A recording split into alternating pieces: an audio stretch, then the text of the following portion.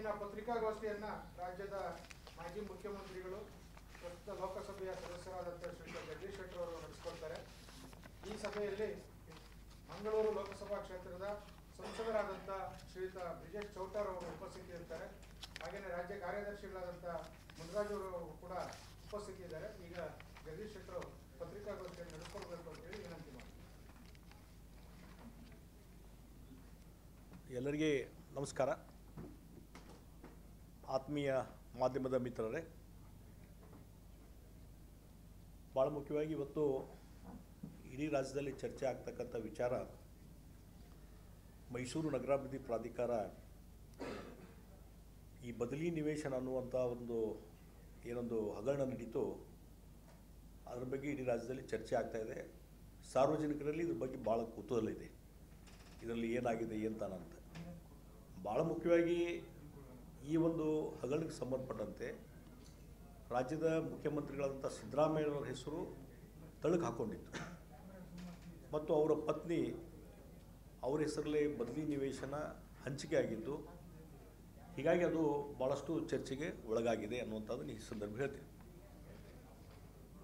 ಈ ರೀತಿ ಹಗರಣಗಳು ನಡೆದಂಥ ಸಂದರ್ಭದಲ್ಲಿ ಅದಕ್ಕೆ ಮೂಲ ಕಾರಣ ಏನು, ಮತ್ತೊಂದು ಯಾವ ರೀತಿ ನಿಯಮಗಳನ್ನು ಪಾಲನೆ ಆಗಿದೋ ಇಲ್ಲವೋ, ಇವೆಲ್ಲ ಚರ್ಚೆ ಮಾಡುವಂಥದ್ದು ಭಾಳಷ್ಟು ಅವಶ್ಯಕತೆ ಇದೆ. ಮತ್ತು ಇಲ್ಲಿ ಈಗ ಮುಖ್ಯಮಂತ್ರಿಗಳು ಸಾಕಷ್ಟು ಸಲ ಬೇರೆ ಬೇರೆ ಹಂತದಲ್ಲಿ ಪ್ರೆಸ್ ಸ್ಟೇಟ್ಮೆಂಟು ಬೈಟ್ ಕೊಡುವಂಥ ಸಂದರ್ಭದಲ್ಲಿ ಇದರಲ್ಲಿ ನಂದೇನು ತಪ್ಪಿಲ್ಲ ಅನ್ನುವಂಥ ರೀತಿಯಲ್ಲಿ ಅವ್ರು ಸ್ಟೇಟ್ಮೆಂಟ್ ಕೊಡ್ತಾನೆ ಇದ್ದಾರೆ. ಮತ್ತು 3 ಎಕರೆ ಸಮಥಿಂಗ್ ಇದಕ್ಕೆ 62 ಕೋಟಿಯಷ್ಟು ನಮಗೆ ನಿಜವಾಗಿ ಪರಿಹಾರಧನ ಸಿಗಬೇಕಾಗಿತ್ತು ಅನ್ನುವಂಥದ್ದು. ಒಬ್ಬ ರಾಜ್ಯದ ಮುಖ್ಯಮಂತ್ರಿ, ಅವ್ರ ಮೇಲೆ ಭಾಳಷ್ಟು ಜವಾಬ್ದಾರಿ. ಇಲ್ಲಿ ನಾನು ಹೇಳ್ತಾ ಇರೋದು, ಈ ಜಮೀನು ಹಿಂದೊಮ್ಮೆ ನೋಟಿಫಿಕೇಷನ್ ಆಗಿದೆ. ನಗರಾಭಿವೃದ್ಧಿ ಪ್ರಾಧಿಕಾರದವರು ಇಲ್ಲಿ ಲೇಔಟ್ ಮಾಡಬೇಕಂತೇಳಿ ಕಾರಣ ಸಲುವಾಗಿ ಭೂ ಸ್ವಾಧೀನ ಮಾಡಬೇಕಂತೇಳಿ ಆ ಪ್ರೊಸೆಸ್ಸು ನಡೀತು. ಪ್ರೊಸೆಸ್ ನಡೆದ ಮೇಲೆ ಮುಂದೆ ಅದನ್ನು ಕೈ ಬಿಡುವಂಥದ್ದು ಪ್ರೊಸೆಸ್ ಆಯಿತು. ಎಷ್ಟೋ ಕಡೆ ನಾವು ನೋಡಿದ್ವಿ, ಎಷ್ಟೋ ನಗರಾಭಿವೃದ್ಧಿ ಪ್ರಾಧಿಕಾರಗಳಲ್ಲಿ ಡಿನೋಟಿಫಿಕೇಷನ್ ಎಷ್ಟೋ 100 ಎಕರೆ 200 ಎಕರೆ 500 ಎಕರೆ 1000 ಎಕರೆ ಈ ರೀತಿ ಇದನ್ನು ಲೇಔಟ್ ಮಾಡೋ ಸಲುವಾಗಿ ಭೂ ಸ್ವಾಧೀನ ಮಾಡುವಂಥದ್ದು ಸ್ಟಾರ್ಟ್ ಮಾಡ್ತಾರೆ. ಮತ್ತು ಜನರ ಒತ್ತಡ, ಮತ್ತೊಂದು ಬೇರೆ ಬೇರೆ ಕಾರಣ ಒತ್ತಡದ ಮೇಲೆ ಡಿನೋಟಿಫೈ ಮಾಡಿ ಅವ್ನು ಕೈ ಬಿಡುವಂಥದ್ದು ನಾವು ನೋಡ್ತೀವಿ. ಇದು ಭಾಳಷ್ಟು ಕಡೆ ನಾನು ನೋಡಿದ್ದೀನಿ. ಬಹುಶಃ ಮೂಡದಲ್ಲಿ ಅದು ಆಗಿರ್ಬೋದು.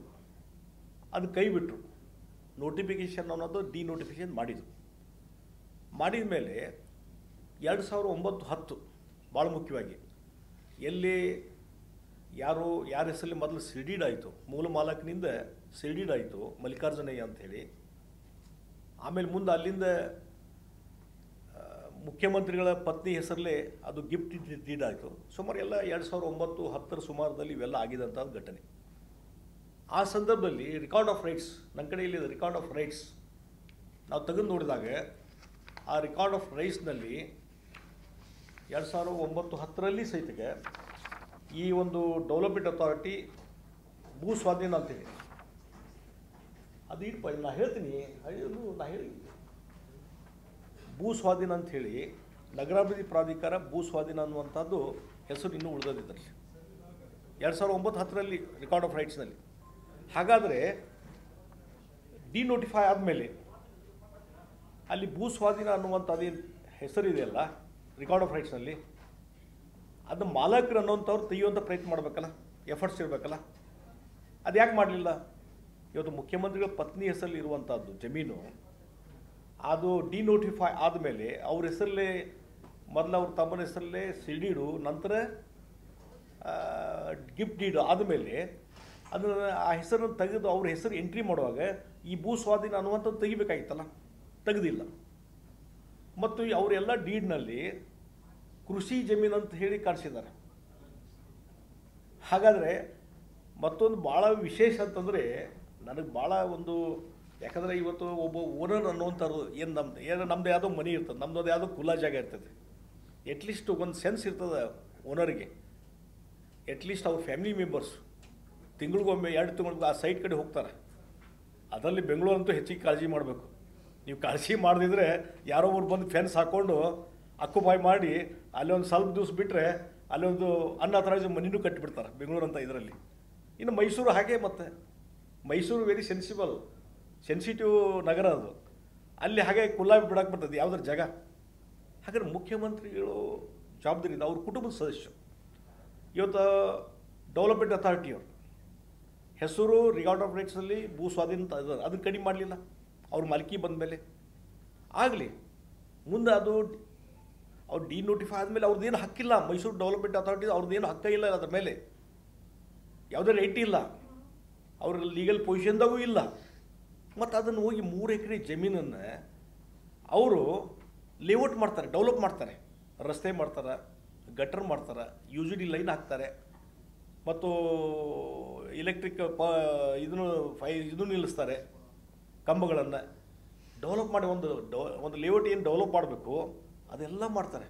ಹಾಗಾದರೆ ನಿಮ್ಮ ಗಮನಕ್ಕೆ ಬರಲೇ ಇಲ್ಲ. ಹಾಗಾದರೆ ಮುಖ್ಯಮಂತ್ರಿಗಳು ಅವ್ರ ಕುಟುಂಬದ ಸದಸ್ಯರ ಗಮನಕ್ಕೆ ಇದೆಲ್ಲ ಲೇಔಟ್ ಮಾಡುವಾಗ ಯಾಕೆ ಗಮನಕ್ಕೆ ಬರಲಿಲ್ಲ?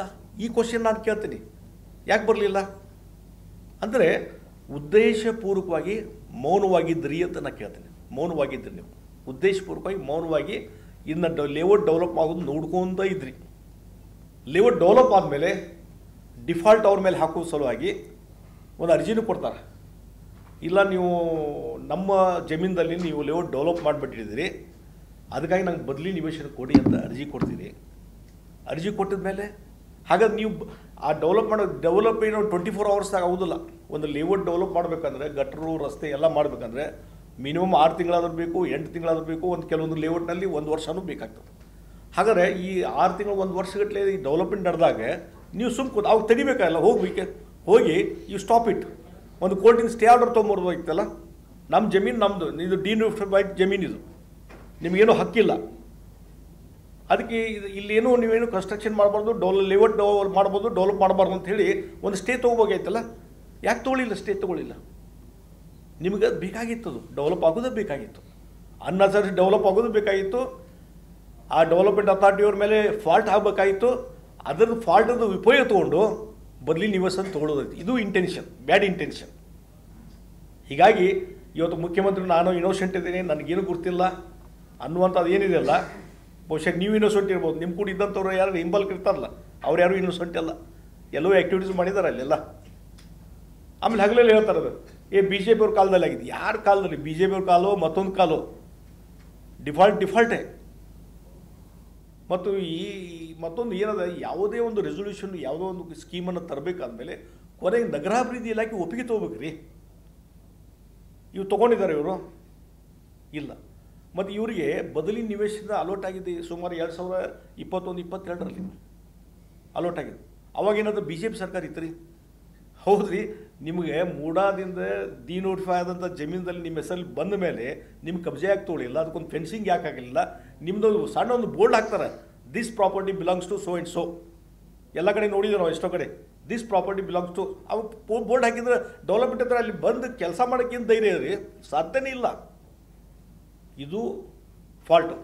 ಮುಖ್ಯಮಂತ್ರಿಗಳು ಮತ್ತು ಇನ್ನೋಸೆಂಟ್ ತೋರಿಸ್ತಾರಲ್ಲ, ಇನ್ನೋಸೆನ್ಸ್ ಅಲ್ಲ, ಅದು ಉದ್ದೇಶಪೂರ್ವಕವಾಗಿ ಮೌನ ಇದ್ದದ್ದು. ಇದು ಮೂಲ ಕಾರಣ. ಅದರಿಂದ ಏನೋ ಒಂದು ಬೆನಿಫಿಟ್ ತೊಗೊಳ್ಳೋ ಸಲುವಾಗಿ ಇದನ್ನೆಲ್ಲ ನೀವು ಮಾಡಿದ್ರಿ. ಹೋಗಲಿ, ಅದಕ್ಕೆ ರೂಲ್ಸ್ ಆದರೂ ಫಾಲೋ ಮಾಡಿದ್ರಿ. ಇವತ್ತು ನೀವು ಅದರ ರೆಫರ್ ಏನು ಮಾಡ್ತೀವಿ, 2000 1991 ಅದರ ಪ್ರಕಾರ ಏನು ಬೆನಿಫಿಟ್ ಸಿಗಬೇಕು, ಎಷ್ಟು 1 ಎಕರೆ 2 ಎಕರೆ ಮಟ್ಟ ಹೋದ್ರೆ ಒಂದು ಸೈಟು 91 ಕಾನೂನು ಅಂತ ಹೇಳ್ತೀರಿ, ಕಾನೂನು ಪ್ರಕಾರ ಅಂತ. 1991 ಕಾನೂನು ಪ್ರಕಾರ ನಿಮಗೆ ಬೆನಿಫಿಟ್ ಸಿಗಬೇಕು ಅನ್ನುವಂಥದ್ದು. ಒಂದು ಸೈಟು ಮ್ಯಾಕ್ಸಿಮಮ್ 2 ಸೈಟ್ ತೊಗೋಬೇಕು, ಏನಾದ್ರು ಡಿಫಾಲ್ಟ್ ಇತ್ತಂದ್ರೆ. ಅದು ಮಾಡಲಿಲ್ಲ. ನೀವೇನು ಕೇಳ್ತೀರಿ? 50-50 ಕೇಳ್ತೀರಿ. ನಾವು ಒಂದು ಹೇಳ್ತೀನಿ, ನಾನು ಇಲ್ಲಿ ಈ ನಿಮ್ಮ 3 ಎಕರೆಗೆ 14 ನಿವೇಶನ, ಈಗ 14 ನಿವೇಶನ ಮಂಜೂರು ಮಾಡಿಸ್ಕೊಂಡ್ರಿ in the name of the MUDA default ಮಾಡಿದಾರೆ ಅನ್ನುವಂಥ ತಪ್ಪು ಮಾಡ್ಯಾರಿ. ಅದಕ್ಕೆ ಅದು ಫೈನಲ್ ತಪ್ಪು ಮಾಡಲಿಕ್ಕೆ ಅವಕಾಶ ಕೊಟ್ಟವ್ರು ಯಾರು? ನೀವೇ. You must be careful about your property. ನೀವೇನು ಕೇರ್ ತೊಗೊಳ್ಳಿಲ್ಲ. ಈಗ ಮೂಡಾದು ತಪ್ಪಿಲ್ಲ, ಮತ್ತೆ ಯಾರು ನಿಮ್ಮದೇ ತಪ್ಪು ಅಂತ ನಾನು ಹೇಳ್ತೀನಿ. ಮುಖ್ಯಮಂತ್ರಿಗಳು ಅವ್ರ ಕುಟುಂಬದವ್ರದ್ದೇ ತಪ್ಪು ಅನ್ನೋಂಥ ನಾನು ಸ್ಪಷ್ಟವಾಗಿ ಹೇಳ್ತೀನಿ. ಮತ್ತು ಇನ್ನೊಂದು ಭಾಳ ಮುಖ್ಯವಾಗಿ ಇವತ್ತು ನಾನು ನೋಡ್ತಾ ಇದ್ದೀನಿ ಮಾಧ್ಯಮದಲ್ಲಿ ಮತ್ತು ಬೇರೆ ಬೇರೆ ಕಡೆ ಚರ್ಚೆಯಲ್ಲಿ ಒಂದು ವಿಚಾರ ಒಂದು ಚರ್ಚೆ ಆಗ್ತಾ ಇಲ್ಲ. ಏನಂತಂದರೆ ಹಿಂದೆ ಈ ಒಂದು ಸ್ಕೀಮು, ಯಾಕಂದರೆ ನಾನು ಡೆವಲಪ್ಮೆಂಟ್ ಅಥಾರಿಟಿಯಲ್ಲಿ ಹುಬ್ಳಿ ಧಾರವಾಡದಲ್ಲಿ ಸಾಕಷ್ಟು ಮೀಟಿಂಗ್ದಲ್ಲಿ ಹೋಗಿದ್ದೆ ನಾವು ಏನಾಗಿದೆ, ರೈತರು ಭೂಮಿ ಕೊಡಲಿಕ್ಕೆ ಮುಂದೆ ಬರ್ತಾ ಇಲ್ಲ. ಅದಕ್ಕಾಗಿ ಮೊದಲೇ 40-60 ಸ್ಕೀಮ್ ತೊಗೊಂಬಂದರು. ಯಾರು ರೈತರು ವಾಲಂಟ್ರಿ ಮುಂದೆ ಬಂದು ಅಕ್ವಿಷನ್ಗೆ ಅವಕಾಶ ಕೊಡ್ತಾರೆ ಅವ್ರಿಗೆ ಮೊದಲು ಒಂದು 40% ಅವ್ರಿಗೆ ಡೆವಲಪ್ ಮಾಡಿದಂಥ ಪ್ಲಾಟ್ಸು, 60% ಡೆವಲಪ್ಮೆಂಟ್ ಅಥಾರಿಟಿಗೆ ಅನ್ನುವಂಥದ್ದು ಒಂದು ಮೊದಲಿತ್ತು. ಆಮೇಲೆ ರೈತರು ಏನು ಡಿಮಾಂಡ್ ಮಾಡೋಕತ್ತರು, 50-50 ಅಂದರೆ 50% ಡೆವಲಪ್ಡ್ ಪ್ಲಾಟ್ ಕೊಡಬೇಕು, 50% ಡೆವಲಪ್ ಆಗಿ. ಮತ್ತು ಎಲ್ಲಿ ಇದು ಅದೇ ಜಮೀನಲ್ಲಿ ಯಾವ ಜಮೀನನ್ನು ನೀವು ಅಕ್ವೈರ್ ಮಾಡ್ತೀರಿ, ಯಾವ ಜಮೀನನ್ನು ನೀವು ಭೂ ಸ್ವಾಧೀನ ಮಾಡಿಕೊಂಡು ಲೇಔಟ್ ಮಾಡ್ತೀರಿ, ಆ ಜಮೀನದಲ್ಲಿ 50-50 ಕೊಡಬೇಕು. ಇದು ನಿಯಮ. ಈ ನಿಯಮ ಬಗ್ಗೆ ಯಾರೂ ಚರ್ಚೆನ ಮಾಡ್ತಾ ಇಲ್ಲ. ನನಗೆ ಅಂದ್ರೆ ವಂಡರ್ ಅಂದರೆ ಇಲ್ಲಿವರೆಗೆ ಚರ್ಚೆ. ಅದಕ್ಕೆ ಬಹುಶಃ ನಿಮಗೆಲ್ಲ ಇಲ್ಲಿ ಒಂದು urban development authorities allotment of sites in lieu of competition for the land acquired rules 2009 ಇದನ್ನು ಕಾಪಿ ನಿಮಗೆಲ್ಲರೂ ಕೊಡ್ತೀನಿ. ಇದು ಇಲ್ಲಿವರೆಗೆ ಮಾಧ್ಯಮದಲ್ಲಿ ಚರ್ಚೆ ಆಗಿಲ್ಲ ಮತ್ತು ಎಲ್ಲಿ ಯಾರೂ ಇದನ್ನು ರೆಫರ್ ಮಾಡಿಲ್ಲ. ಫಸ್ಟ್ ಟೈಮ್ ಇದನ್ನು ನಾನು ರೆಫರ್ ಮಾಡ್ತಿದ್ದೆ, ಅದು ಕಾಪಿ ಕೊಟ್ಬಿಟ್ಟು. Urban Development Authorities allotment of sites in lieu of compensation for the land acquired rules 2009 ಬಂತು ಈ ರೂಲ್ಸ್. ಅಲ್ಲಿ ನೋಡಿ ಸೆಕ್ಷನ್ 2 ಡೆಫಿನೇಷನ್ ಅಂತ ಏನಿದೆ, ಪೇಜ್ ನಂಬರ್ 2ದಲ್ಲಿ section 3 allotment of sites without prejudice to the provisions contained in the Karnataka Urban Development Authorities Allotment of Sites Rules 1991 with a view to speed up land acquisition process free from litigation. The authority may purchase, this is very important, authority may purchase or acquire any land under section 35 or 36 and make allotment of sites in lieu of compensation determined in accordance with the provisions of the right to fair compensation and transparency in land acquisition, rehabilitation and resettlement act 2013 or by mutual consent. Mutual, note that is very important. Or by mutual consent of the owner of the land subject to the following terms and conditions, namely, ಇದು important, ಇದು ಏನದಲ್ಲ important. If the owner of the land agrees for the sale or consent for the acquisition of his lands free from. ನೋಡಿ ಇಲ್ಲಿ ಇದು ಭಾಳ important. ಹಾಗಾದ್ರೆ ನಾನು ಮುಖ್ಯಮಂತ್ರಿಗಳ ಪತ್ನಿ ಮುಖ್ಯಮಂತ್ರಿ ಕೇಳ್ತೀನಿ, ನೀವೇನಾದ್ರು ಕನ್ಸೆಂಟ್ ಕೊಟ್ಟಿದ್ರಿ, ಡೆವಲಪ್ಮೆಂಟ್ ಅಥಾರಿಟಿ ನಿಮ್ಮ ಕಡೆ ಏನಾದ್ರು ಬಂದು ಅಪ್ರೋಚ್ ಆಗಿದ್ರು, ಇದನ್ನು ನಮಗೆ ಬಿಟ್ಟು ಕೊಡ್ರಪ್ಪ, ನಾವು ಒಂದು ಲೇಔಟ್ ಮಾಡ್ತೀವಿ, ಅಥವಾ ನೀವೇನಾದರೂ ಅಪ್ರೋಚ್ ಆಗಿ ಎಸ್ ನಾನು ಇನ್ನು ಕನ್ಸೆಂಟ್ ಕೊಡ್ತೀವಿ, ಅಗ್ರಿಮೆಂಟ್ ಮಾಡಿಕೊಡ್ರಿ, ನಮ್ಗೆ 50-50 ನಮ್ಗೆ ಲ್ಯಾಂಡ್ಸ್ ಡೆವಲಪ್ಡ್ ಲ್ಯಾಂಡ್ಸ್ ಪ್ಲಾಟ್ಸನ್ನು ಇದೇ ಲೇಔಟಲ್ಲಿ ಕೊಡ್ರಿ ಅಂತ ಹೇಳ್ಬೇಕಾಯ್ತಲ್ಲ, ಅಗ್ರಿಮೆಂಟ್ ಮಾಡಿದ್ರೆ. ಇಲ್ಲ, ಇಲ್ಲೇನು ಹೇಳ್ತಾರೆ, agrees for sale or consents for the acquisition of the his lands all income receives ಬಿಡ್ರಿ any owner. Next subclass B is very important. If the owner of the land agrees to receive compensation in the form of residential sites proportionately accounting for the not less than 35% and not more than 50%, that is up to 50% ಅವ್ರು ಕೊಡಬೇಕು ಅನ್ನೋ, 35% ಇಂದ 50% ಕೊಡಬಹುದು ಅನ್ನೋಂಥದ್ದು ಇದು provisions rules ಇದು. If the owner of the land agrees to receive compensation in the form of residential sites proportionately accounting for not less than 35% and not more than 50% of the land reserved for residential purpose in the layout, the percentage shall be determined by the concerned authority depending on the capital cost and the market value of the land. ಇಲ್ಲೇ ನಿಮ್ಗೆ ಅಧಿಕಾರ ಕೊಟ್ಟರು development authority ಕೊಡ್ಲಿಕ್ಕೆ ಅಂತೇಳಿ. S, ನಾವು ಒಪ್ಕೊಂತೀನಿ. ಮುಂದೆ ಇನ್ನೊಂದು class E ಏನೇ ಹೇಳ್ತದಂದರೆ, the allotment of sites shall be made through lottery in the same layout. This is very important.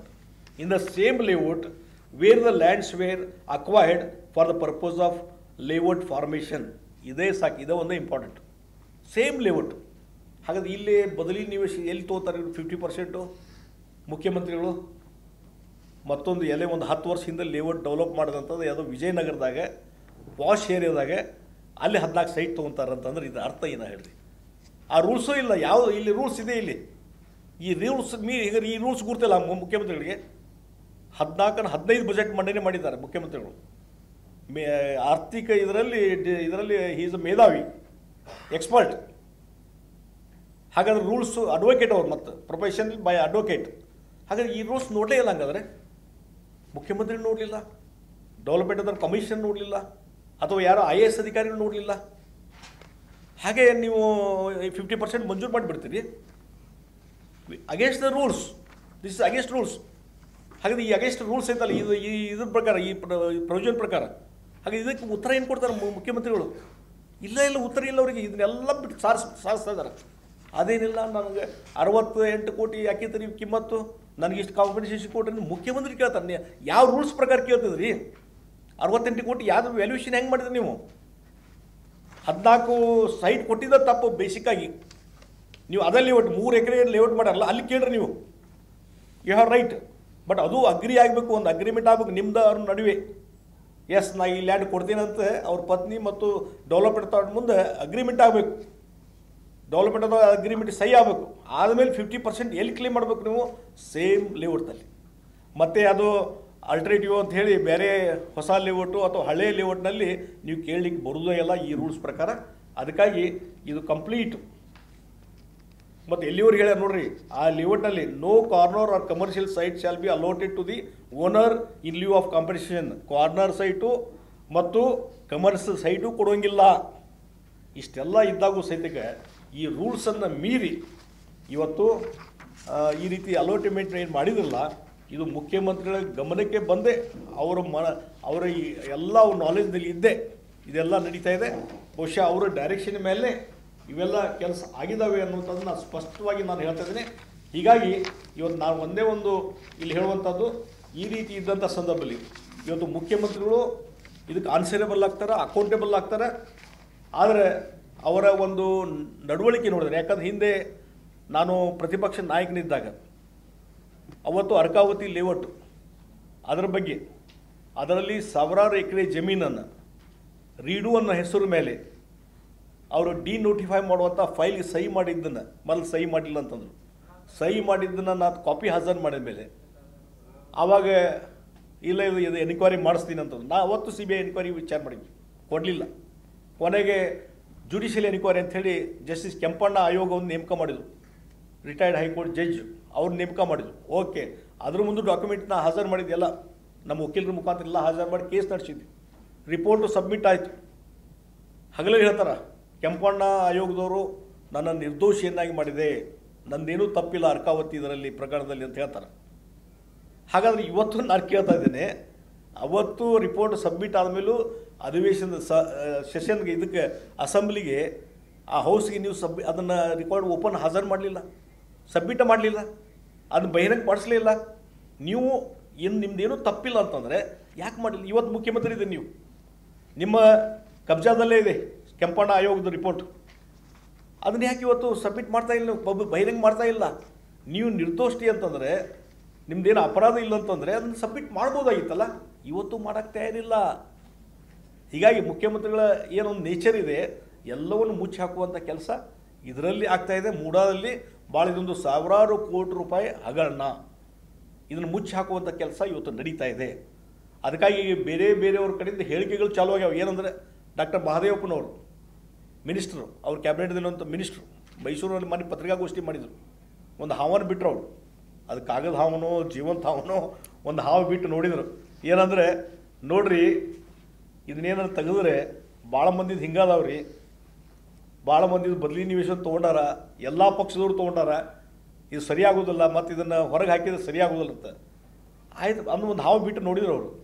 ಅಂದರೆ ಪ್ರತಿಪಕ್ಷ ಸುಮ್ಮ ಕುಂದ್ರಿ, ಫೈಟ್ ಮಾಡೋಕ್ಕೆ ಹೋಗಬೇಡ್ರಿ, ಮುಖ್ಯಮಂತ್ರಿಗಳು ನೀವು ಏನಾರು ಮುಟ್ಟಕ್ಕೆ ಹೋದರೆ ನಿಮ್ಮನ್ನು ನಾವು ಮುಟ್ತೀವಿ ಅಂತ ಹೇಳಿ ಅಂದರೆ ಹೆದರಿಕೆ ಹಾಕುವಂಥ ಕೆಲಸ. ಆದರೆ ನಾನು ಹೇಳ್ತೀನಿ, ಯಾರಾದರೂ ಬದಲಿ ನಿವೇಶನ ಈ ರೀತಿ ನಾ ಏನು ರೂಲ್ಸ್ ಹೇಳಿದಲ್ಲ, ಆ ರೂಲ್ಸ್ ಮೀರಿ ಯಾರಾದರೂ ಅವರು ಬದಲಿ ನಿವೇಶನ ತೊಗೊಂಡಿದ್ರೆ ಅವ್ರ ಮೇಲೆ ಆ್ಯಕ್ಷನ್ ತೊಗೊಳ್ರಿ. ಅಲ್ಲ ಹೇಳಿರಿ, ಅದಕ್ಕೆ ನಾ ಹೇಳಿದ್ರಿ ಯಾವ ಪಾರ್ಟಿಯವರು ಇಲ್ಲ ರೀ. ನೀವು ಅಧಿಕಾರದಲ್ಲಿದ್ದೀರಿ ಇವತ್ತು, ನೀವು ಮುಖ್ಯಮಂತ್ರಿ. ನಿಮ್ಮ ಬಗ್ಗೆ ಹೇಳ್ರಿ ಫಸ್ಟು. ಈ ಮಾಜಿ ಶಾಸಕರು ಮತ್ತೊಬ್ಬರು ಇನ್ನೊಬ್ರು ಶಾಸಕರು ಅವ್ರು ತೊಗೊಂಡಿದ್ರು, ಅವ್ರನ್ನೂ ಎನ್ಕ್ವೈರಿ ಹಾಕಿರಿ. ಎಲ್ಲವರು ಕೂಡಿಸಿ CBI ಕಳಿಸಿಬಿಟ್ರಿ ಹೋಗಲಿ. ಅದಕ್ಕೆ ಯಾಕೆ ತಯಾರಿಲ್ಲ ನೀವು? ಅದು ತಯಾರಿಲ್ಲ. ಈಗ ಬೇರೆಯವ್ರ ಹೆಸರು ಹೇಳಿ ಇದನ್ನು ಮುಚ್ಚಿ ಹಾಕುವಂಥ ಪ್ರಯತ್ನ ಇವತ್ತು ನಡೀತಾ ಇದೆ ಬೇರೆಯವ್ರ ಹೆಸರಲ್ಲಿ. ಇದು ಸರಿಯಲ್ಲ. ಹೀಗಾಗಿ ನಾನು ಹೇಳ್ತೀನಿ, ಇದು CBI ತನಿಖೆನೇ ಆಗಬೇಕು ಅನ್ನುವಂಥದ್ದನ್ನು ಇವತ್ತು ನಾನು ಒತ್ತಾಯವನ್ನು ಮಾಡ್ತೀನಿ. ಇವತ್ತೇನು ಭಾರತೀಯ ಜನತಾ ಪಾರ್ಟಿ ಇದ್ರ ಬಗ್ಗೆ ಹೋರಾಟವನ್ನು ಕೈಗೊಳ್ಳುವಂಥದ್ದು ಈಗಾಗಲೇ ನಿರ್ಧಾರ ಮಾಡಿದ್ದಾರೆ. ಆ ಹಿನ್ನೆಲೆಯಲ್ಲಿ ಇವತ್ತು ಈ ರೀತಿ ಬೇರೆ ಬೇರೆ ಸಚಿವರ ಮುಖಾಂತರ ಇದನ್ನು ಮುಚ್ಚಿ ಹಾಕುವಂಥ ಪ್ರಯತ್ನ ಮತ್ತು ಹೇಳಿಕೆಗಳನ್ನು ಕೊಡುವುದರ ಮುಖಾಂತರ ಇದನ್ನು ಬೇರೆ ಕಡೆ ಡೈವರ್ಟ್ ಮಾಡುವಂಥ ಕೆಲಸ ನಡೀತಾ ಇದೆ. ಮತ್ತು ಬೈರತಿ ಬಸವರಾಜರು ಇವತ್ತು ನಗರಾಭಿವೃದ್ಧಿ ಇಲಾಖೆ ಸಚಿವರು, ಅವರು ಇದ್ರ ಬಗ್ಗೆ ವಿಚಾರ ಮಾಡಬೇಕಾಯ್ತಲ್ಲ. ಬೈರತಿ ನಮ್ಮ ಬಸವರಾಜ್ ನಮ್ಮವರು, ಬೈರತಿ ಸುರೇಶ್ ಅವರು ಹಿಂದೆ ನಗರಾಭಿವೃದ್ಧಿ ಸಚಿವರೇ ಇದ್ದರು. ಬೈರತಿ ಸುರೇಶ್ ಅವರು ಈಗ ಎಷ್ಟು ಫೈಲ್ ಅವ್ರ ಆಫೀಸಾಗ ಪೆಂಡಿಂಗ್ ಅದಾವ ತಿಳ್ಕೊಡ್ರಿ. ಎಷ್ಟು ಸಾವಿರಾರು ಫೈಲ್ ಹಂಗೆ ಪೆಂಡಿಂಗ್ ಬಿದ್ದಾವು. ಯಾರ್ಯಾರು ಬರ್ತಾರ ಬಂದವ್ರಿಗೆ ಅಷ್ಟು as in the natural course ಯಾವ್ದಾದ್ರು ಫೈಲ್ ಕ್ಲಿಯರ್ ಆಗಿದ್ರೆ ನಾವು ಪ್ರೈಜ್ ಕೊಡ್ತೀನಿ ಅವ್ರಿಗೆ. ಯಾವ ಫೈಲು ಕ್ಲಿಯರ್ ಇಲ್ಲ, ಎಲ್ಲ ಪೆಂಡಿಂಗ್ ಅದಾವ. ಈಗ ಮೂಡಾದು ತಾಬೋಡ್ ತೋಬೋಡ್ ಅಲ್ಲಿ ಬಂದರು, ಇದು ಹಗರಣ ಚಾಲು ಆದ ಕೂಡಲೇ ತಾಬೋಡ್ ತೋಬೋಡ್ ಬಂದರು. ಅಲ್ಲಿ ಕಮಿಷನ್ನು ಚೇಂಜ್ ಮಾಡಿದರು. DC ಯಾರು ರಿಪೋರ್ಟ್ ಕೊಟ್ಟಿದ್ರಲ್ಲ ಇದ್ರ ಬಗ್ಗೆ ಫ್ರ್ಯಾಂಕಾಗಿ ರಿಪೋರ್ಟ್ ಕೊಟ್ಟಿದ್ದರು. ಆ ಕಮಿಷನ್ ಮೇಲೆ ಆ್ಯಕ್ಷನ್ ತೊಗೋಬೇಕು ಮತ್ತೊಂದು ಅಂಥೇಳಿ ಆ DC ಟ್ರಾನ್ಸ್ಫರ್ ಮಾಡಿಸಿದ್ರು. ಎಲ್ಲ ಮಾಡಿಸಿ ಎಲ್ಲಿವರೆಗೆ ನಮ್ಮ ಮಾಹಿತಿ ಅಂದರೆ ಅಲ್ಲಿದ್ದಂಥ ಇಂಪಾರ್ಟೆಂಟ್ ಫೈಲ್ಸ್ ಎಲ್ಲ ಗಂಟು ಮೀಟಿ ಕಟ್ಕೊಂಡು ಬೆಂಗಳೂರಿಗೆ ತೊಗೊಂಬಂದಾರೆ. ಅಂದರೆ ನಾಳೆ ಎನ್ಕ್ವೈರಿ ಆದರೆ ನಾಳೆ CBI ಕೊಟ್ಟರು ಇವ್ರ ಕೈ ಏನು ಡಾಕ್ಯುಮೆಂಟ್ ಸಿಕ್ಕಿರಬಾರ್ದು. ನಾನು ಹೇಳ್ತೇನೆ. ನಾನು ಇವತ್ತು ನಾವೊಂದು ಹೇಳ್ತೇನೆ. ಇವತ್ತು ನಾವೆಲ್ಲ ಈಗ ಪ್ರತಿಪಕ್ಷವರು ಒಂದು ಪ್ರೆಸ್ ಸ್ಟೇಟ್ಮೆಂಟ್ ಕೊಡೋದು ಇವೆಲ್ಲ ಮಾಡಾಕತ್ತೀವಿ. ಒಂದರ ಸಲ ಮುಖ್ಯಮಂತ್ರಿಗಳು ಇಷ್ಟ ಮೇಲೆ ನಿಮ್ಮ ಮೇಲೆ ನೇರವಾಗಿ ಆಪಾದನೆ ಬರ್ತದೆ. ನೀವು ಒಂದರ ವಿತ್ ಫ್ಯಾಕ್ಟ್ಸ್ ಆ್ಯಂಡ್ ಫಿಗರ್ಸ್ ಇಷ್ಟೇ ತಾರೀಕು ಹಿಂಗಾಯ್ತು ನೋಟಿಫಿಕೇಶನ್ ಆಗಿದ್ದು ಹಿಂಗೆ, ನೋಟಿಫೈಡ್ ಆಗಿದ್ದು ಹಿಂಗೆ, ಡಿನೋಟಿಫೈ ಆಗಿದ್ದು ಇಯರ್ ಹಿಂಗೆ. ಎಸ್ ಆಮೇಲೆ ನಾವು ಅದನ್ನು ಲ್ಯಾಂಡ್ ಖರೀದಿ ಇಂಥವ್ರು XYZ ಇಂದ ಖರೀದಿ ಆಯಿತು. ಖರೀದಿ ಆದಮೇಲೆ ನಮ್ಮ ಮನೆಯವ್ರ ಹೆಸರಲ್ಲೇ ಇದಾಯಿತು, ಗಿಫ್ಟ್ ಡೀಡ್ ಆಯಿತು. ಆಮೇಲೆ ಇಶ್ಯೂಸ್ ಇತ್ತು ವಿತ್ ಪಾಯಿಂಟ್ಸ್. ಒಂದು ನೋಟ್ ಮಾಡಿ ಒಂದು ಪ್ರೆಸ್ ಕಾನ್ಫರೆನ್ಸ್ ಮಾಡ್ಬೋದಾಗಿತ್ತಲ್ಲ. ಸುದೀರ್ಘವಾದಂಥ ನಂದೇನು ಫಾಲ್ಟಿ ಇಲ್ಲ ಅಂತೇಳಿ. ಈಗ ನಾವು ರೂಲ್ಸ್ ಹೇಳಿದೆ, ಅಲಾಟ್ಮೆಂಟ್ ರೂಲ್ಸ್ 50-50 ರೂಲ್ಸ್ ಇಂದ ಪ್ರೆಸೆಂಟ್ ಮಾಡಿ ಎಸ್ ಈ ರೂಲ್ಸ್ ಪ್ರಕಾರ ನಾನು ನಡ್ಕೊಂಡು ಅಂತ ಹೇಳ್ಬೇಕಾಗಿತ್ತಲ್ಲ. ಇದು ಯಾವುದೂ ಇಲ್ಲ ಅಂತಂದರೆ ವೇಗಾಗಿ ಉತ್ತರ ಕೊಟ್ಬಿಡೋದು. ನಂದೇನು ತಪ್ಪಿಲ್ಲ ರೀ, ಯಾಕೆ ನಾನು ಮುಖ್ಯಮಂತ್ರಿ ಪರಿಹಾರ ಕೇಳೋಕ್ಕೆ ಸಾಧ್ಯ ಇಲ್ಲನೋ, ಯಾಕೆ ಕೇಳಬಾರ್ದು ನಾನು ಅಂದು ಹಿಂಗೆ ಉತ್ತರ ಕೊಟ್ಟರೆ ಇದಕ್ಕೆ ಅರ್ಥ ಐತೇನೋ ಒಂದು ಜವಾಬ್ದಾರಿ ಸ್ಥಾನದಲ್ಲಿ ಇದ್ದಂಥವ್ರು. ಹೀಗಾಗಿ ಇದೊಂದು ಭಾಳ ಒಂದು ದೊಡ್ಡದಾದಂಥ ಹಗರಣ. ಇದು ಸಾವಿರಾರು ಕೋಟಿ ಹಗರಣ. ಇದನ್ನು ಮುಚ್ಚಿ ಹಾಕುವಂಥ ಕೆಲಸ ಇವತ್ತು ನಡೀತಾ ಇದೆ. ಅದಕ್ಕಾಗಿ ಇದನ್ನು ಒಂದು CBI ಕೊಡಬೇಕು ಅನ್ನೋಂಥ ಒತ್ತಾಯ ಮಾಡ್ತೀನಿ. ಮತ್ತು ಇತ್ತೀಚೆಗೆ ಕೆಲವು ಪತ್ರಿಕೆಯಲ್ಲಿ ಹೇಳಿಕೆಗಳು ಬಂದಾವೆ. ಏನಂದರೆ ರಾಮಲಿಂಗಾರೆಡ್ಡಿ ಒಂದು ಹೇಳಿಕೆ ಏನಂದರೆ BJPಗೆ ಹೋಲಿಸಿದರೆ ಕಾಂಗ್ರೆಸ್ಸಿನ ಹಗರಣ ಕಡಿಮೆ ಅಂತ ಹೇಳ್ತಾರೆ. ಅದು ನಮ್ಮಲ್ಲಿ ಹಗರಣ ನಡೆದೇ ಇಲ್ಲ ಅಂತ ಹೇಳೋದಿಲ್ಲ ಅವರು. ಏನು ಹೇಳ್ತಾರೆ, BJP ಕಂಪೇರ್ ಮಾಡಿದರೆ ನಮ್ಮ ಹಗರಣ ಇನ್ನೂ ಒಂದು ಕಡಿಮೆ ಅದ ಸ್ವಲ್ಪ. ಅವರು 10 ಮಾಡಿದ್ರೆ ನಾವು ಒಂದು 4 ಮಾಡಿವ್ರಿ ಅಂತಂತಾರೆ. ಹಗರಣ ಅಲ್ಲ. ಈಗ ನೀವು ಅಧಿಕಾರದಾಗಿದ್ದೀರಿಪ್ಪ, ಯಾವ್ದು BJP ಕಾಲದಾಗ ಇದು ಹಗರಣ ಆಗಿತ್ತು, ಎಸ್ ಎನ್ಕ್ವೈರಿ ಮಾಡಿ ನಡೆದತ್ತಲ್ಲ, ಮಾಡೋಕತ್ತಿರಲ್ಲ, ನಿಮಗೆ ಬಿಟ್ಟಿದ್ದದು. ಆದರೆ ಈಗ ಜನ ಇವತ್ತು ನಿಮ್ಮನ್ನು ಅಧಿಕಾರ ತೊಗೊಂಬಂದಾರ. ಒಳ್ಳೆ ಸರ್ಕಾರ ಕೊಡ್ರಿ, ಭ್ರಷ್ಟಾಚಾರ ರಹಿತವಾದಂಥ ಯಾವುದೋ ಹಗರಣ ಇಲ್ಲದೇ ಕೆಲಸ ಮಾಡೋಂಥ ಅಧಿಕಾರ ತೊಗೊಂಬಂದಾರ ನಿಮ್ಮನ್ನು. ಹಾಗೆ ಒಂದಿಷ್ಟು ಹಗರಣ ಅದಾವಂತ ರಾಮಲಿಂಗಾರೆಡ್ಡಿ ಒಪ್ಕೋತಾರಂತಂದರೆ ಇದು ವಾಲ್ಮೀಕಿ ನಿಗಮದ ಹಗರಣ ಮತ್ತು ಇವತ್ತು ಮೂಡಾದ ಹಗರಣ ಅನ್ನುವಂಥದ್ದು ಒಪ್ಕೊಂಡ್ರು. ಹಗರಣ ಅಂದಮೇಲೆ ಏನಾಗ್ತದೆ, ಒಬ್ಬರ ಸಚಿವರು ಜವಾಬ್ದಾರಿ ಸಚಿವರು ಹೇಳಿದ ಮೇಲೆ ಸಮಥಿಂಗ್ ಈಸ್ ದೇ ರಾಂಗ್. ಅದಕ್ಕಾಗಿ ಅವರೇ ಒಪ್ಕೊಂಡಂಥದ್ದು. ಮತ್ತು ಯಾವ ರೀತಿ ಭ್ರಷ್ಟಾಚಾರ ತಾಂಡವಾಡ್ತದೆ. ರಾಯರೆಡ್ಡಿ ಒಂದು ಸ್ಟೇಟ್ಮೆಂಟ್ ಬಂದದ. ಏನಂದರೆ ರಾಯರೆಡ್ಡಿ ಒಂದು ಸ್ಟೇಟ್ಮೆಂಟ್ ಕೊಟ್ಟರೆ, ಏನು ನೋಡಿದಿಲ್ಲ ಅದನ್ನೇ, ಯಾವ ಸರ್ಕಾರ ಬಂದು ಅಧಿಕಾರ ವರ್ಗಾವಣೆ ದಂಧೆ ಏನು ನಡೆದೈತಂತೆ. ಆಯ್ತಪ್ಪ, ವರ್ಗಾವಣೆ ದಂಧೆ ನಡೆದು ಈ ಸರ್ಕಾರ ನಡೆದಲ್ಲ. ಅವು ನೀವು ಮುಖ್ಯಮಂತ್ರಿಗಳ ಆರ್ಥಿಕ ಅಡ್ವೈಸರ್ ನೀವು. ಹಾಗಾದರೆ ನೀವು ಯಾಕೆ ಸುಮ್ಮ ಕೂತೀರಿ? ರಾಜೀನಾಮೆ ಕೊಟ್ಟು ಹೊರಗೆ ಬರ್ರಿ. ಇಲ್ಲಪ್ಪ ವರ್ಗಾವಣೆ ದಂಧೆ ಯಾವಾಗೂ ಇತ್ತು, ಈಗೂ ನಡೆದ, ಇದನ್ನು ನಾವು ಪ್ರೊಟೆಸ್ಟ್ ಮಾಡ್ತೀವಿ ಅಂತ ಹೇಳ್ರಲ್ಲ ನೀವು. ಬರೀ ಒಂದು ಸ್ಟೇಟ್ಮೆಂಟ್ ಕೊಟ್ಟರೆ ಆಗೋದಿಲ್ಲ. ಅಂದರೆ ಈ ರೀತಿ ಭ್ರಷ್ಟಾಚಾರ ತುಂಬಿ ತುಳುಕ್ತಾ ಇದೆ ಈ ಸರ್ಕಾರದಲ್ಲಿ. ಇದರಿಂದ ಜನತೆಯ ಒಂದು ಕಾಳಜಿಯನ್ನು ಯಾರೂ ಮಾಡೋರು ಅಂಥದ್ದು ಇಲ್ಲ ಅನ್ನುವಂಥದ್ದನ್ನು ಈ ಸಂದರ್ಭದಲ್ಲಿ ನಾನು ಹೇಳಬಯಸ್ತಾ ಇದ್ದೀನಿ. ಅದಕ್ಕಾಗಿ ಈ ರೀತಿಯಾದಂಥ ಒಂದು ನಡವಳಿಕೆ ಬಹುಶಃ ಸಾರ್ವಜನಿಕ ರಂಗದಲ್ಲಿ, ಸಾರ್ವಜನಿಕ ರೂಪದಲ್ಲಿ ಇವತ್ತು ಜನರಿಗೆ ತೊಂದರೆ ಕೊಡುವಂಥದ್ದು ಆಗ್ತಾಯಿದೆ. ಅದಕ್ಕಾಗಿ ಇದ್ರ ಬಗ್ಗೆ CBI ತನಿಖೆ ಆಗಬೇಕು ಅನ್ನುವಂಥ ಒತ್ತಾಯ ಮಾಡ್ತೀನಿ. ಇಲ್ಲದಿದ್ದರೆ ಬಹುಶಃ ಈಗಾಗಲೇ ಜನ ಆಂದೋಲನ ಸ್ಟಾರ್ಟ್ ಆಗಿದೆ. ಭಾರತೀಯ ಜನತಾ ಪಾರ್ಟಿಯಿಂದ ನಮ್ಮ ರಾಜ್ಯಾಧ್ಯಕ್ಷರಾದ ವಿಜಯೇಂದ್ರ ಮತ್ತು ಪ್ರತಿಪಕ್ಷ ನಾಯಕ ಅಶೋಕ್ ಅವರು ನೇತೃತ್ವದಲ್ಲಿ ನಾಳೆ ಮೈಸೂರಿನಲ್ಲಿ ದೊಡ್ಡ ಪ್ರಮಾಣದಲ್ಲಿ ಪ್ರೊಟೆಸ್ಟ್ ಮಾಡ್ತಾ ಇದ್ದಾರೆ. ಅದಕ್ಕಾಗಿ ನಾನು ಹೇಳ್ತೀನಿ, ಈ CBI ತನಿಖೆ ಆಗಬೇಕು ಮತ್ತು ಅಲ್ಲಿವರೆಗೆ ರಾಜೀನಾಮೆ ಕೊಡಬೇಕಾಗ್ತದೆ.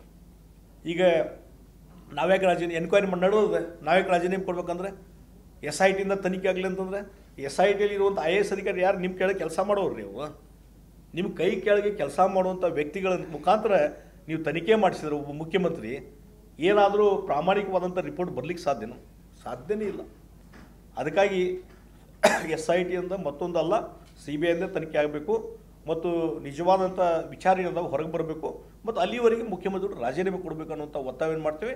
ಇಲ್ಲದಿದ್ದರೆ ಭಾರತೀಯ ಜನತಾ ಪಾರ್ಟಿ ಹೋರಾಟಕ್ಕೆ ಈಗಾಗಲೇ ಇಳಿದದ, ಮುಂದೆ ಈ ಹೋರಾಟವನ್ನು ದೊಡ್ಡ ಪ್ರಮಾಣದಲ್ಲಿ ಮಾಡ್ತೀವಿ ಮತ್ತು ಎಲ್ಲಿವರೆಗೆ ನ್ಯಾಯ ಸಿಗ್ತದೆ ಅಲ್ಲಿವರೆಗೆ ನಾವು ಹೋರಾಟವನ್ನು ಮಾಡ್ತೀವಿ.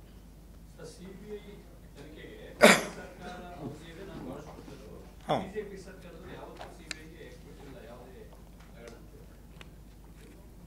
ಆಯ್ತರಪ್ಪ. ಈಗ ಇದೊಂದು ಕೊಟ್ಟುಬಿಟ್ರಲ್ಲ, ಏನು ತಪ್ಪಾಗತ್ತೆ? ಆಯಿತು, BJP ಅದ್ರಾಗ ಕೊಟ್ಟಿಲ್ಲ, ಯಾಕೆ ನೀವು ಈಗ ಕೊಟ್ಟಿರಲ್ಲ, ಇಲ್ಲಿವರೆಗೆ ಇದ್ರೊಂದು ಕೊಟ್ಟಿರಲ್ಲ, ನಿಮ್ಮ ಹೆಸರು ಬರ್ತದೆ. ಭಾಳ ಇನ್ನೊಬ್ಬರು ಯಾರ್ದೋ ಇದ್ರೆ ಬೇರೆ ಇತ್ತು. ಈಗ ವಾಲ್ಮೀಕಿ ನಿಗಮದ್ದು ಕೊಡೋದಿಲ್ಲ ಅದ್ರ ಮೊದಲು, ಆಮೇಲೆ ಕೋರ್ಟ್ ಡೈರೆಕ್ಷನ್ ಆದಮೇಲೆ ಈಗ CBIದವರು ಎಂಟ್ರಿ ಆಗ್ಯಾರ, EDದವರು ಎಂಟ್ರಿ ಆಗ್ಯಾರ. ಎಲ್ಲ ಎಷ್ಟು ಹೊಸ ವಿಚಾರಗಳಲ್ಲಿ ಬರ್ತಾ ಇದ್ದಾರೆ, ನೀವೇ ನೋಡ್ತಾ ಇದ್ದೀರಿ. ಎಲ್ಲಿ ಬ್ಯಾಂಕ್ ಬೇರೆ ಬೇರೆ ಅಕೌಂಟಿಗೆ ಜಮಾ ಆಗಿದ್ದು ರೊಕ್ಕ ವಿದೌಟ್ ಎನಿ ಬೇಸ್ ಇಲ್ಲದೇ ರೂಲ್ಸ್ ಮೀರಿ ಮಾಡಿದ್ದು ಎಲ್ಲ ಕಂಡು ಬರ್ತದೆ. ಹಾಗಾದ್ರೆ ಆರ್ಥಿಕ ಇಲಾಖೆ ನೋಡುವಂಥ ಮುಖ್ಯಮಂತ್ರಿ ಜವಾಬ್ದಾರಿ ಆಗೋದಿಲ್ಲ. ಅಲ್ಲಿ CBI ಬ್ಯಾಡ ಅಂತಂದರು, ಈಗ CBI ಬಂತು, ಈಗಲ್ಲೇ ನಾಳೆ ಇದನ್ನು ಬ್ಯಾಡ ಅಂತಿದ್ದಾರೆ. ಇದಕ್ಕೆ ಅವರು ವಿತಂಡವಾದ ಅಂತಾರಲ್ಲ, ಹಂಗೆ ಮಾಡಕತ್ತಾರ ಅವರು. ವಿತಂಡವಾದ ನೀವು ವಿದಿನ್ ರೂಲ್ಸ್ ಪ್ರಕಾರ ಎಲ್ಲ ನಡ್ಕೊಂಡಿದ್ರೆ CBI ಮತ್ತೊಂದು ಯಾಕೆ ಹೆದರ್ಬೇಕಂತ ನಾ ಕೇಳೋದು. ಹೆದರುವಂಥ ಪ್ರಶ್ನೆನೇ ಇಲ್ಲ. 100% ನೋಡಿ, ನಾವು ಒಂದೇ ಹೇಳ್ತೀನಿ, ಹೆಂಗೆ ನಡೀತಾ ಇದೆ ಅಂದರೆ, ಇದು ಡಿನೋಟಿಫೈ ಆದಮೇಲೆ ಓನರ್ಗೆ ಬಿಟ್ಟು ಕೊಡ್ಬೇಕಲ್ಲ ಪೊಸಿಷನ್ ಅದನ್ನು, ಅಥವಾ deemed position is handed over ಅವ್ರ ಕೈಯಾಗಿದ್ದಂಗೆ, ಅದು ಕುಲ್ಲ ಜಾಗ, ಅದು ಬಿಟ್ಟು ಕೊಟ್ಟಂಗೆ. ಅವರು ಡಿನೋಟಿಫೈ ಆದಮೇಲೆ ರೆಕಾರ್ಡ್ ಆಫ್ ರೈಟ್ಸಲ್ಲಿ ಹೆಸರು ಚೇಂಜ್ ಆಗಬೇಕಾಯ್ತು. ಅವರು ಡೆವಲಪ್ಮೆಂಟ್ ಅಥಾರಿಟಿ ಯಾಕೆ ಚೇಂಜ್ ಮಾಡ್ಕೊಳ್ಳಿಲ್ಲ ಮತ್ತು ಮುಖ್ಯಮಂತ್ರಿಗಳ ಕುಟುಂಬದವರು ಅದನ್ನು ಚೇಂಜ್ ಮಾಡುವಂಥ ಪ್ರಯತ್ನ ಯಾಕೆ ಮಾಡಲಿಲ್ಲ? ಹೆಸರು ಕಡಿಮೆ ಮಾಡಬೇಕಲ್ಲ. ಒಂದು ಡಿನೋಟಿಫೈ ಆದಮೇಲೆ ಅಂದರೆ ಉದ್ದೇಶಪೂರ್ವಕವಾಗಿ ಹೆಸರನ್ನು ಮುಂದುವರಿಸಿದ್ರು. ಉದ್ದೇಶಪೂರ್ವಕವಾಗಿ ಅಲ್ಲಿ ಡೆವಲಪ್ಮೆಂಟ್ ಆಗೋದು ನೋಡಿಕೊಂಡು ಸುಮ್ಮ ಕುಂತರು. ಅವರು ತಪ್ಪು ಮಾಡೋದನ್ನು ಮಾಡಲಿಕ್ಕೆ ಹಚ್ಚಿದ್ರು, ತಪ್ಪು ಮಾಡೋದನ್ನು. ಆಮೇಲೆ ನಿಮ್ಮ ತಪ್ಪದ ಅಂಥೇಳಿ ಅವ್ರ ಕಡೆಯಿಂದ ಒಪ್ಕೊಂಡು ರೆಸಲ್ಯೂಷನ್ ಮಾಡಿ, ಎಸ್ ನಮ್ಮ ಕಡೆಯಿಂದ ತಪ್ಪಾಗಿದೆ, ಅದಕ್ಕೆ ಇವ್ರು ಬದಲಿ ನಿವೇಶನ ಕೊಡ್ತೀವಿ. ಆಯ್ತಪ್ಪ, ಬದಲಿ ನಿವೇಶನ ಕೊಡುವಾಗ ಎಲ್ಲಿ ಕೊಡಬೇಕು? ಅದಲ್ಲಿ ಒಟ್ಟೆ ಕೊಡಬೇಕಲ್ಲ. ಅಲ್ಲಿ ರೇಟ್ ಗಿಟ್ ಸಂಬಂಧ ಇಲ್ಲ. ಇವತ್ತು ಇದು ಏನು ಹೇಳ್ತೀವಿ, ಈ ನೋಟಿಫಿಕೇಶನ್, ಗೆಜೆಟ್ ನೋಟಿಫಿಕೇಶನ್ ಅದೇ ಲೇಔಟ್ನಲ್ಲಿ ಕೊಡಬೇಕು. ಬೇಕಾದ್ರೆ ಹಿಂದೆ ಈ ರೂಲ್ಸ್ ಪ್ರಕಾರ ಏನೇನು ಆಗ್ಯಾವ ಲೇಔಟ್ ಆಗಿದ್ದಾವ ಅಲ್ಲೇ ಕೊಟ್ಟಿದ್ದಾರೆ. ಯಾರು ಕೊಟ್ಟಿದ್ರು, ಯಾರ ಇದಕ್ಕೆ ಅಗ್ರಿ ಆಗಿ ಕನ್ಸೆಂಟ್ ಕೊಟ್ಟಿದ್ದವ್ರದ್ದು ಅದೇ ಲೇಔಟಲ್ಲಿ 50% ಕೊಟ್ಟಿದ್ದಾರೆ. ಅವ್ರಿಗೆ ಕಂಪನ್ಸೇಷನ್ಸ್ ಕೊಡೋದಿಲ್ಲ, ಕ್ಯಾಶ್ ಅಥವಾ ಚೆಕ್ ಮುಖಾಂತರ ಕೊಡೋದಿಲ್ಲ. ಅದು ಕ್ಯಾಶು, ಅದು ಕಂಪನ್ಸೇಷನ್ ಬದಲಿನ ಒಂದು 50% ಕೊಡ್ತಾರೆ ಸೈಟ್ಸು. ಅದು ಕೊಟ್ಟರೆ ಇನ್ನು ತಕರಲ್ಲಿ ಯಾರ್ದು. ಈಗ ಇದೇ ಲೇಔಟ್ನಲ್ಲಿ ಸಿದ್ದರಾಮಯ್ಯನವ್ರಿಗೆ ಕೊಟ್ಟಿದ್ರು ಮೊದಲು ಆ ರೂಲ್ಸ್ ಫಾಲೋ ಮಾಡೋಕೆ, ಅದನ್ನೂ ಮಾಡಿಲ್ಲ. ಅನ್ಕೋಚ್ ಮಾಡಿದಂಥ ಲೇಔಟ್ ತಪ್ಪಾಗಿದೆ ಅಂತ ಡೆವಲಪ್ಮೆಂಟ್ ಅಂತ ಹೇಳ್ತಾರೆ. ಅಂಥಲ್ಲಿ ಇವತ್ತು ನೀವು ಕ್ಲೇಮ್ ಮಾಡ್ತೀರಿ, ಯಾಕಂದ್ರೆ ನೀವು ತಪ್ಪು ಮಾಡ್ಸಕ್ಕೆ ಹಚ್ಚಿದ್ರೆ ನೀವೇ. ಇದು ಮಾಲಾಫೈಡ್ ಇದೆ, ಇಂಟೆನ್ಷನ್ ಸರಿ ಇಲ್ಲ. ಅದಕ್ಕಾಗಿ ಇಲ್ಲಿ ಮುಖ್ಯಮಂತ್ರಿಗಳು ಅವರ ಅಧಿಕಾರ ದುರುಪಯೋಗ ಇದು ಎದ್ದು ಕಾಡ್ತದೆ.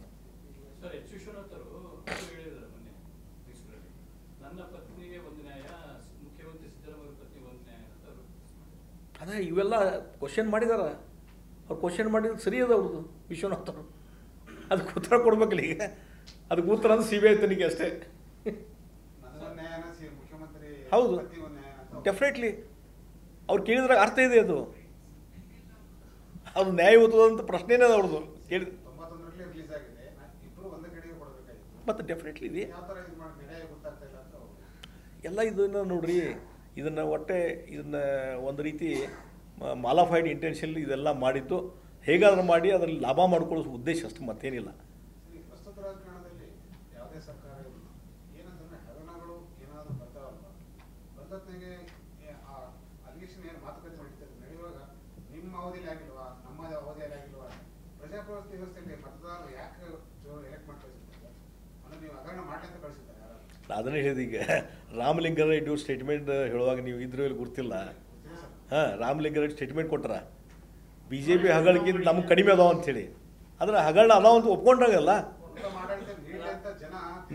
ನೀವು ಯಾವುದೇ ಹಗರಣ ಇಲ್ಲದೇ ಭ್ರಷ್ಟಾಚಾರ ಮುಕ್ತವಾದಂಥ ಯಾವುದೇ ಸ್ಕ್ಯಾಮ್ ಇಲ್ಲದೇ ಇರುವಂಥ ಸರ್ಕಾರ ಕೊಡ್ರಿ ಅಂತ ನಿಮ್ಮನ್ನು ಆರಿಸಿದಾರ. ಮತ್ತು ಹಿಂದಿನ ಆಗಿದಾವ ಅವರು ಮಾಡ್ಯಾರ, ನಾವು ಮಾಡಿವಿ ಅಂದ್ರೆ ಅರ್ಥ ಏನೈತಿ ಇದಕ್ಕೆ? ನೀವು ಯಾಕೆ ಅಧಿಕಾರದ ಮುಂದುವರಿತೀರಿ? ನಿಮ್ಗೆ ನೈತಿಕತೆ ಇಲ್ಲ ಅಧಿಕಾರ ಮುಂದುವರಿಲಿಕ್ಕೆ.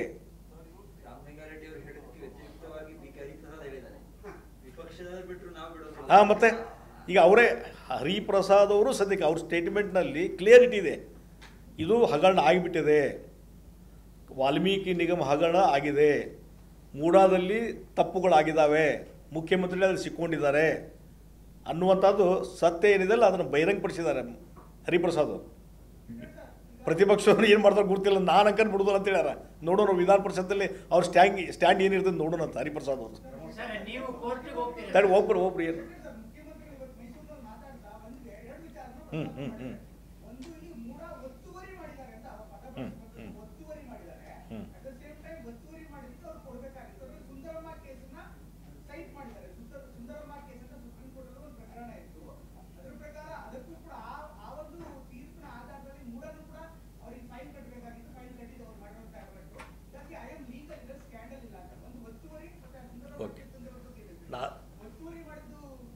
ನಾವು ಒಂದೇ ಹೇಳ್ತೀನಿ, ಅದಕ್ಕೆ ಈ ಒತ್ತುವರಿ ಮಾಡೋದು ಸುಮ್ಮ ಕುಂತವ್ರು ನಿಮ್ಮದು ಫಾಲ್ಟ್ ಅಲ್ಲ. ಮೈಸೂರಿನಾಗೆ ಇರ್ತಾರೆ ನಿಮ್ಮ ಫ್ಯಾಮಿಲಿ ಮೆಂಬರ್ಸು, ನಿಮ್ಮ ಕುಟುಂಬದವರು, ಮತ್ತು ನಿಮ್ಮ ಕ್ಷೇತ್ರನೂ ಮೈಸೂರೇ. ಇಲ್ಲಿ ನಾ ಆಗಲೇ ಒಂದು ಉದಾಹರಣೆ ಕೊಟ್ಟು ನೀವು ಬರೋಕ್ಕಿಂತ ಮುಂಚೆ ಇಲ್ಲಿ ಯಾವುದೋ ಒಂದು ಸಣ್ಣ 60-40 30-40 ಒಂದು ಸೈಟ್ ಇದ್ದರೆ ಬೆಂಗಳೂರಾಗೆ, ಆ ಕುಟುಂಬದ ಸದಸ್ಯರು ಒಂದು ಬೇಲಿ ಹಾಕ್ತಾರೆ, ಅಲ್ಲಿ ಒಂದು ಬೋರ್ಡ್ ಹಾಕ್ತಾರೆ, this property belongs to so and so. ಹಾಗಾದರೆ 3 ಎಕರೆ ಜಮೀನು, ವ್ಯಾಲ್ಯೂಬಲ್ ಲ್ಯಾಂಡ್ ಜಮೀನು ಮೈಸೂರಿನಲ್ಲಿ ಅದಕ್ಕೊಂದು ಫೆನ್ಸಿಂಗ್ ಹಾಕಿ, ನೀವು ಡಿನೋಟಿಫೈ ಆದಮೇಲೆ ನಿಮ್ಮ ಕಬ್ಜಾ ಬಂದ ಮೇಲೆ ಅದಕ್ಕೊಂದು ಫೆನ್ಸಿಂಗ್ ಹಾಕಿ, this property belongs to so and so Parvathamma, Shrimati Parvathamma. ಯಾಕೆ ಬೋರ್ಡ್ ಹಾಕಲಿಲ್ಲ?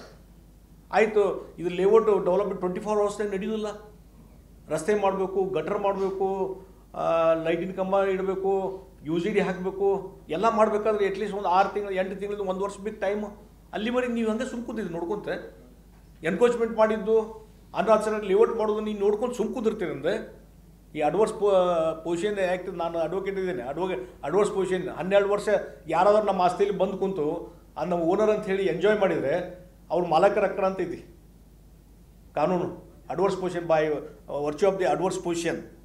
ಹೀಗಾಗಿ ನೀವು ಅವ್ರಿಗೆ ಅವಕಾಶ ಕೊಡ್ತೀರಿ. ನೀವು ನಿಮ್ದು ಫಾಲ್ಟ್ ಇದ್ದೀರಿ. ನೀವು ಯಾವುದೋ ಸುಪ್ರೀಂ ಕೋರ್ಟ್ ರೂಲಿಂಗ್, ಆ ರೂಲಿಂಗ್ ಬಹುಶಃ ಸ್ಟಡಿ ಮಾಡಿನೇ ಸುಮ್ ಕೂತೀನಿ ಅನ್ನಿಸ್ತದೆ ನನಗೆ, ಅದು ಅಪ್ಲೈ ಆಗಲಿ ಅಂತೇಳಿ.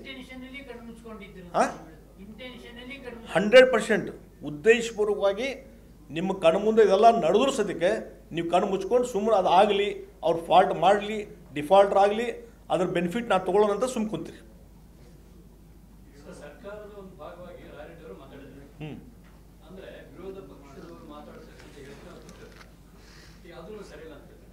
ನೋಡಿ, ಸರಿ ಇಲ್ಲ ಅಂತ ಹೇಳಿದ್ರು, ನಾನು ನಿಜ ಸ್ಥಿತಿನೇ ಹೇಳಿದ್ದಾರೆ. ರಾಯರೆಡ್ಡಿಯವರು ನಿಜ ಪಾಪ ಅವರು ನಂಗೆ ಗುರ್ತಿದೆ, ಅವ್ರು ಯಾವಾಗಲೂ ಫ್ರ್ಯಾಂಕ್ ಆ್ಯಂಡ್ ಫ್ರೀಯಾಗಿ ಹೇಳ್ತಾರೆ. ಅವ್ರು ಮನಸ್ಸಿಗೆ ಏನು ಬರ್ತದೆ ಹೇಳ್ಬಿಡ್ತಾರೆ, ಅವ್ರು ಬಿಡುದಲ್ಲ. ಅವರು ನಾ ಅಪ್ರಿಷಿಯೇಟ್ ಮಾಡ್ತೀನಿ ಅವ್ರಿಗೆ. ಎಸ್, ವರ್ಗಾವಣೆ ದಂಧೆ ನಡೀತಿದೆ, ಅದಕ್ಕೆ ಅವರು ಈ ಸರ್ಕಾರದ ನಡೀತದೆ ಅಂದರೆ ಅವ್ರು ಮತ್ತು ಪಾರ್ಟಿಯವ್ರು ಬೈತಾರೆ ಅಂಥೇಳಿ. ಎಲ್ಲ ಸರ್ಕಾರ ನಡೆದು ಹೆಂಗೆ ಈಗೂ ನಡೆದು ಅಂತೇಳಿ. ಇಲ್ಪ ಎಲ್ಲ ಸರ್ಕಾರ ನಡೆದಿದ್ದು ನಮ್ಮ ಸರ್ಕಾರ ಏನು ಸುಧಾರಣೆ ಆಗಿತ್ತು ಅಂತ ಹೇಳ್ಬೇಕಾಯ್ತಲ್ಲ. ಇಲ್ಲಿ ಅದೇ ಏನು ಡಿಮಾಂಡ್ ಮಾಡಿದ್ದಾರೆ? ಅಲ್ಲ, ಮಾಡಲಿ ಯಾಕೆ ಮಾಡಲಿಲ್ಲ ಅಂತ. 2ನೇ ಅವಧಿಯಲ್ಲಿ ಮುಖ್ಯಮಂತ್ರಿಗಳಲ್ಲ. ಈಗ ನರೇಂದ್ರ ಮೋದಿಯವರು ಅದಾರ ಪ್ರೈಮ್ ಮಿನಿಸ್ಟರ್, 10 ವರ್ಷ ಆಯ್ತು. ಇಂಥದ್ದು ಒಂದು ಸಣ್ಣ ಅಲಿಗೇಷನ್ ಬಂದಿದ್ದಾನೆ ಯಾವಾಗ ಅಲ್ಲಿ ಕೇಂದ್ರದಲ್ಲಿ ದೊಡ್ಡ ಲಕ್ಷಾಂತರ ಜನ, ಕೋಟ್ಯಾಂತರ ಜನ ಎಂಪ್ಲಾಯೀಸ್ ಇದ್ದಾರೆ, ಯೂನಿಯನ್ ಎಂಪ್ಲಾಯೀಸ್. ಈ ಟ್ರಾನ್ಸ್ಫರ್ ಹಗರಣ ಮತ್ತೊಂದು ಏನಾರು ಆಗ್ಯಾವನ್ನಲ್ಲಿ ಯಾರು ಮಾತಾಡ್ತಾರನು? ಯಾಕಾಗಿಲ್ಲ? ಇದೊಂದು ದಂಧೆ ಇಲ್ಲಿ ಮಾಡ್ಕೊಂಡು ಬಿಟ್ಟಾರಲ್ಲ ಇವರು.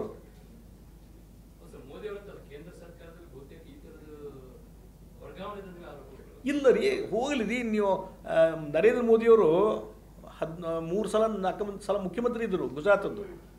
ಆ ಸಂದರ್ಭದಲ್ಲಿ 13 ವರ್ಷ ಇದ್ದರು. ಈ ವರ್ಗಾವಣೆ ಅನ್ನುವಂಥದ್ದು ಏನಾದ್ರು ದಂಧೆ ಅಂತ ಯಾರು ಕನ್ಸಿಡರ್ ಮಾಡಿಲ್ಲ? ಅಲ್ಲಿ ಇಲ್ಲೇ ಇಲ್ಲ, ಯಾವುದೂ ಇಲ್ಲ. ನಾನು ನೋಡಿದ್ದೀನಿ, ಒಬ್ಬರ ಆಫೀಸರ್ ಇದ್ರೆ ಒಂದು ನಾನು ಅಲ್ಟಿಮೇಟ್ ಮಿನಿಸ್ಟರ್ ಅಲ್ಲಿ ಹೋಗಿದ್ದೆ, ಅಲ್ಲಿ ಅವರು ಗ್ರಾಮೀಣಾಭಿವೃದ್ಧಿ ಸೆಕ್ರೆಟರಿಗೆ ಎಷ್ಟು ವರ್ಷದಿಂದ, ನಾ 5 ವರ್ಷದಿಂದ ಇಲ್ಲೇ ಇದ್ದೇನೆ ಅಂತಂದ್ರೆ ಅವರು ಚೇಂಜೇ ಮಾಡಿಲ್ಲ ನನ್ನಂತ. ಯಾರು ಆಫೀಸರು ಒಳ್ಳೆಯವರು ಇರ್ತಾರೆ, ಎಫಿಷಿಯೆಂಟ್ ಇರ್ತಾರೆ, ಅವ್ನು ಎಂದೂ ಚೇಂಜ್ ಮಾಡಲಿಲ್ಲ ಮೋದಿಯವರು. ಕೆಲಸ ತೊಗೊಳ್ರಿ. ಅಲ್ಲಿ ವರ್ಗಾವಣೆ ಅನ್ನುವಂಥದ್ದು ಪತ್ರ ಕೊಡುವಂಥ, ಟಿಪ್ಪಣಿ ಕೊಡುವಂಥದ್ದು ಪದ್ಧತಿನೇ ಇಲ್ಲ ಗುಜರಾತಲ್ಲಿ ಅವರಿದ್ದಾಗ. ಈಗೇನು ಗೊತ್ತಿಲ್ಲ. Thank you sir. ಇಲ್ಲಿಗೆ ಪತ್ರಿಕಾಗೋಷ್ಠಿ ಮುಗಿಯುತ್ತದೆ. ಮಾಧ್ಯಮ ಮಿತ್ರರೆಲ್ಲರೂ ದಯವಿಟ್ಟು ಗ್ರೌಂಡ್ ಫ್ಲೋರ್ ಅಲ್ಲಿ ಊಟದ ವ್ಯವಸ್ಥೆ ಇದೆ, ದಯವಿಟ್ಟು ಅಲ್ಲಿ ಹೋಗಿ ಊಟ ಸ್ವೀಕಾರ ಮಾಡಬೇಕು ಅಂತ. ಮತ್ತು ಇಂಗ್ಲೀಷ್ನಾಗ ನೀವೇ ಟ್ರಾನ್ಸ್ಫರ್ ಮಾಡಿಕೊಡ್ರಿ.